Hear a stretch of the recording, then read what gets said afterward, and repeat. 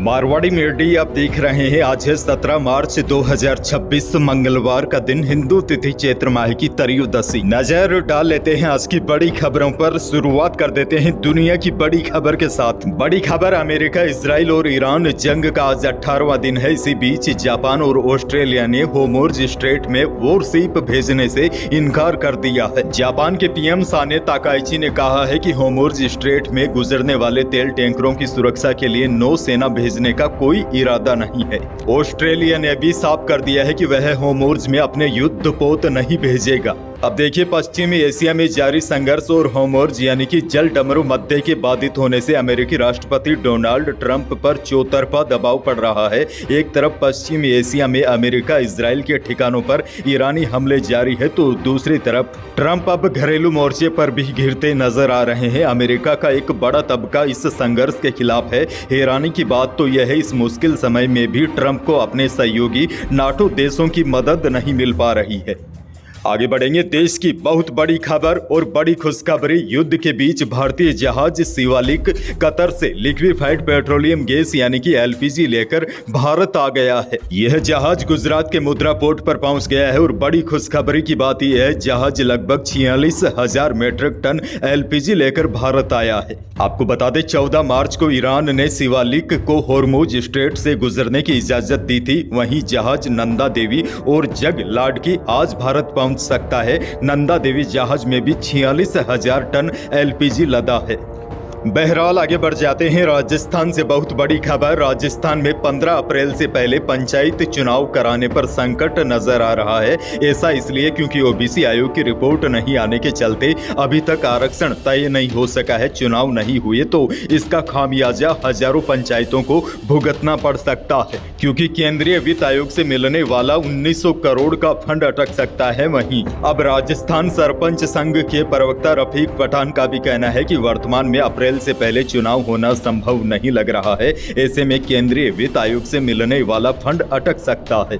हालांकि देखिए, supreme court और हाई कोर्ट के आदेशों के मुताबिक 15 अप्रैल तक पंचायती राज चुनाव कराए जाने हैं। राज्य निर्वाचन आयोग ने पंचायती राज विभाग को लेटर लिखकर चेताया भी है। आयोग ने लेटर में अफसरों को चेतावनी दी है कि तय समय पर चुनाव नहीं हो पाए तो अगर सुप्रीम कोर्ट और हाई कोर्ट अवमानना की कार्रवाई करता है तो इसके लिए पंचायती राज विभाग के अफसर जिम्मेदार होंगे।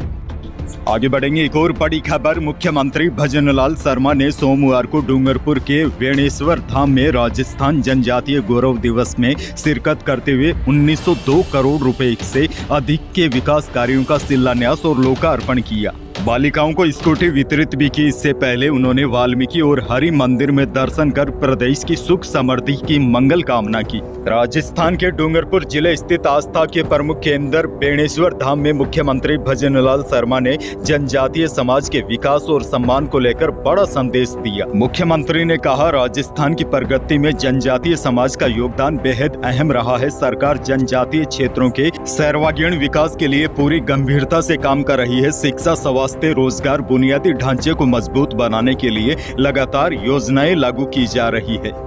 अच्छा, अगली बड़ी खबर देखिए। गुर्जर आरक्षण संघर्ष समिति के अध्यक्ष और बीजेपी नेता विजय बैंसला ने प्रदेश के आदिवासी बाहुल्य जनजातीय उप योजना यानी कि टीएसपी क्षेत्र में ओबीसी, एमबीएस और ईडब्ल्यूएस आरक्षण लागू करने का मुद्दा उठाते हुए सीएम भजनलाल शर्मा को चिट्ठी लिखी है। विजय बैंसला ने टीएसपी क्षेत्र में ओबीसी, एमबीसी और ईडब्ल्यूएस का आरक्षण नहीं मिलने को संविधान विरोधी करार देते हुए इसमें सुधार करने की मांग की है। टीएसपी क्षेत्र में बांसवाड़ा, डूंगरपुर, प्रतापगढ़, सिरोही, उदयपुर के इलाके शामिल है। बैंसला ने लिखा है, राजस्थान के टीएसपी क्षेत्र में रहने वाले एमबीसी, ओबीसी और ईडब्ल्यूएस वर्ग के लाखों युवा आज भी सरकारी नौकरियों और शैक्षणिक संस्थानों में आरक्षण के लिए पूरी तरह वंचित है।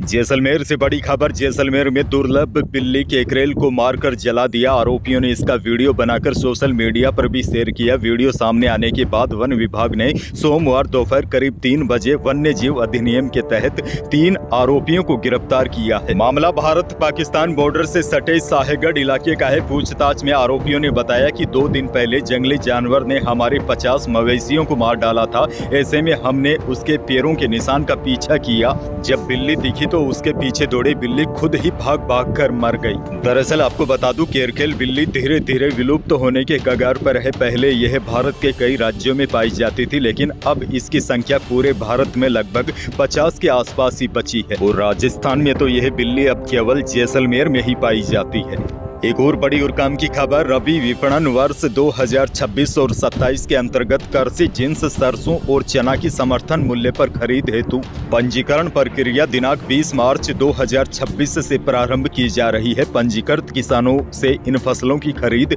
1 अप्रैल 2026 से प्रारंभ की जाएगी। आपको बता दूं, भारत सरकार द्वारा निर्धारित FAQ मापदंड के अनुसार चना का न्यूनतम समर्थन मूल्य 5875 रुपए प्रति क्विंटल और सरसों का 62 रुपए प्रति क्विंटल घोषित किया गया है। खैर, पाली जिले से बहुत बड़ी खबर। पाली जिले में ईमानदारी की एक प्रेरणादायक कहानी सामने आई है। यहाँ एक अनाज व्यापारी ने सच्चाई की मिसाल पेश करते हुए किसान के करीब 15 लाख रुपए के सोने चांदी के गहने सुरक्षित वापस लौटा दिए। दरअसल हुआ कुछ यूं कि किसान की पत्नी ने घर के गहने सुरक्षित रखने के लिए गेहूं के कट्टे में छिपा दिए थे, लेकिन बाद में किसान ने अनजाने में वही कट्टे एक अनाज व्यापारी को बेच दिए। जब व्यापारी को गेहूं के कट्टों से गहने से भरा टिफिन मिला तो उसने बिना किसी लालच के किसान को बुलाकर गहने वापस लौटा दिए। 15 मार्च को मांगू खान ने अपने घर के लिए गेहूं पिसवाने का फैसला किया। इसके लिए उन्होंने एक कट्टा खोलकर उसमें रखा गेहूं बाहर निकालना शुरू किया। इसी दौरान कट्टे के अंदर एक टिफिन नजर आया। जब उन्होंने टिफिन खोलकर देखा तो उनके होश उड़ गए। टिफिन के अंदर सोने और चांदी के कई कीमती गहने रखे हुए थे। हालांकि किस्मत और ईमानदारी ने ऐसा मोड़ लिया, आखिरकार किसान को उसके गहने सुरक्षित वापस मिल गए और इस घटना के बाद गाँव में व्यापारी की ईमानदारी की खूब चर्चा हो रही है।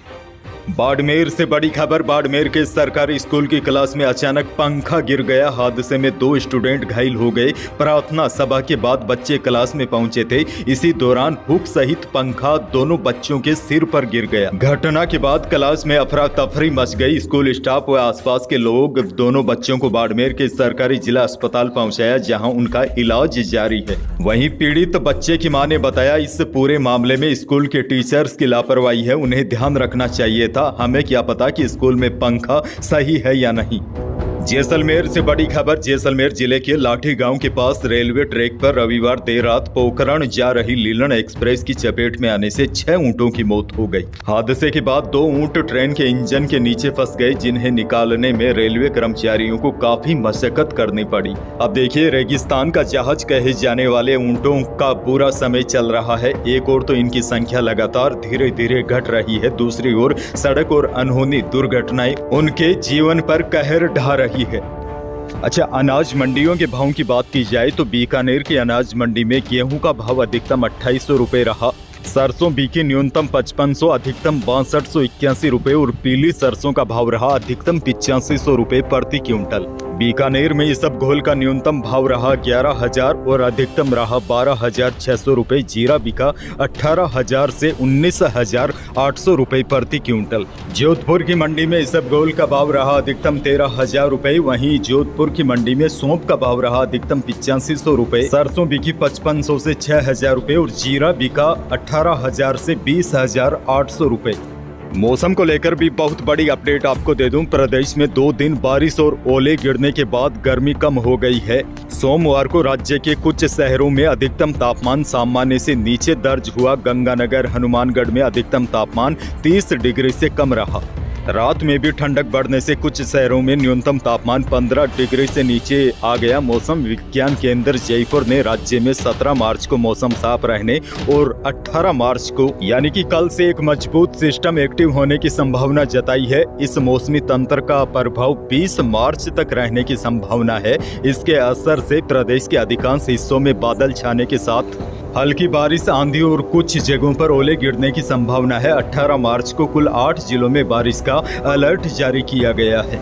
अंत में एक और बड़ी खबर देखिए, 28 मार्च को शुरू हो रहे इंडियन प्रीमियर लीग यानी कि IPL 2026 के लिए राजस्थान रॉयल्स ने जयपुर से टीम की जर्सी लॉन्च कर दी है। इस दौरान खिलाड़ी रविंद्र जडेजा, वैभव सूर्यवंशी और यशपाल पूंजा मौजूद रहे।